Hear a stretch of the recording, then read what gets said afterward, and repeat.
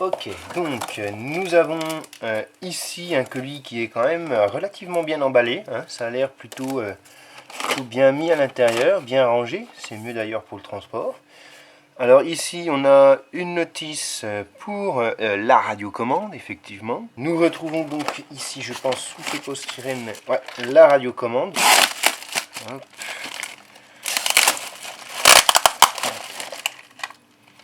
Donc ici on a des connecteurs, des petites pièces de rechange, j'imagine, je ne sais pas trop à quoi ça sert. Donc la fameuse radiocommande, c'est la AT9S de Radiolink. Ok, tout a l'air de fonctionner correctement.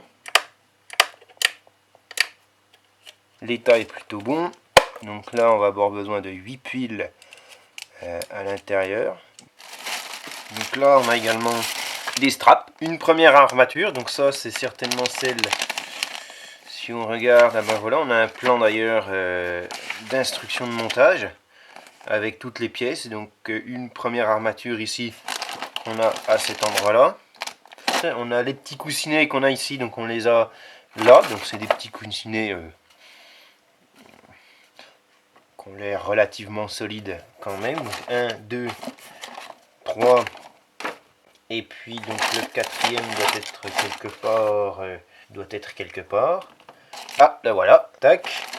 Les petites barres ici, donc ces espèces d'armatures ici vont aller en dessous ici, donc ça doit être pour donner une certaine rigidité au niveau du cadre. Ok, très bien. Ici on a donc les petites barres rouges ici, ça doit être des barres qui se mettent entre les deux armatures pour pouvoir maintenir un certain jour entre les deux. Ensuite, alors là, qu'est-ce qu'on a? Le contrôleur de vol, donc si on le déballe, une carte mémoire à l'intérieur, enfin un porte-carte mémoire, mais il n'y a pas de carte mémoire, peut-être qu'elle est dedans. Ah oui, elle est là, la carte mémoire. 1 giga. Ok. On a également donc des petits câbles qui vont pour pouvoir connecter sur le dessus du contrôleur de vol. Ensuite, on a ce qui permet de communiquer donc avec la radiocommande, puisque ici on voit R9DS, donc ça c'est le nom de la radiocommande. Et puis bon, ils l'ont directement branché sur le RC in, donc qui permet de faire la connexion pour aller direction la télécommande. On a également donc le buzzer, donc le signal sonore, donc il est directement connecté dessus. Donc tout a l'air en bon état. Ici, on a également la switch. On a donc le GPS connecté donc sur l'I2C et donc sur le GPS. Bon, alors là, par contre, vous voyez, il a pris des petits nions apparemment le GPS. J'espère qu'il fonctionne correctement. Sinon, le Pixo, que le 2.4.8, c'est bien ce qui était attendu, avec les connecteurs sur le côté. Donc ça, c'est la deuxième plaque, c'est-à-dire celle qui va en dessous ici. Donc cette deuxième plaque, viens voir si on déballe. Voilà, ok, donc il y a déjà un certain nombre de choses. Ok, ça a déjà été soudé. C'est quand même assez bien fait d'ailleurs, les soudures. Hein.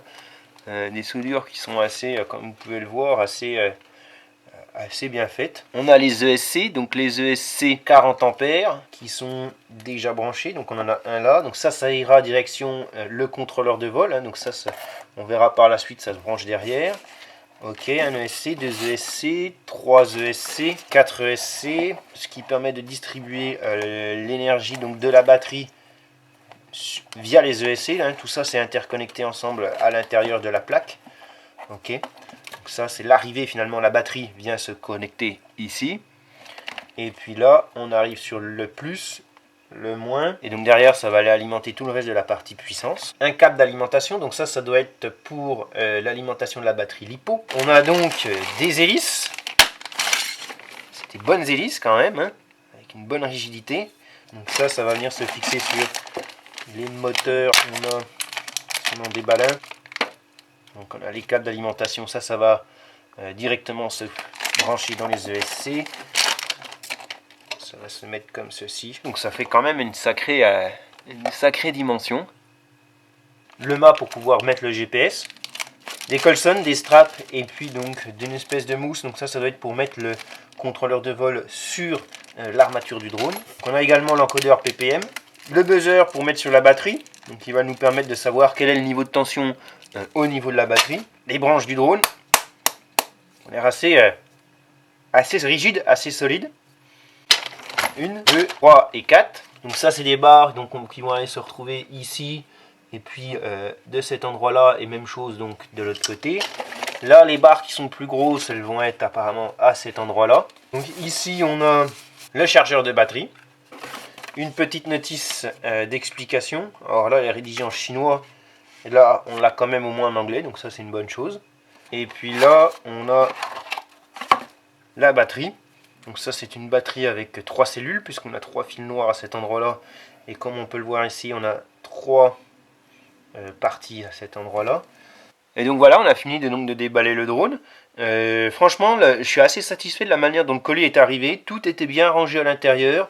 Tout était bien positionné de manière à ce qu'il n'y ait pas trop de choc dans le voyage qui pourrait endommager donc les composants qui sont à l'intérieur. Et donc voilà, maintenant on va se retrouver au prochain épisode où on va commencer par monter l'armature tout doucement et essayer de visualiser comment on pourra monter les pièces après électroniques dessus, donc les ESC, le contrôleur de vol, le GPS, etc. Donc ça je pense que ce sera à nous de voir comment faire. Et donc voilà, à bientôt.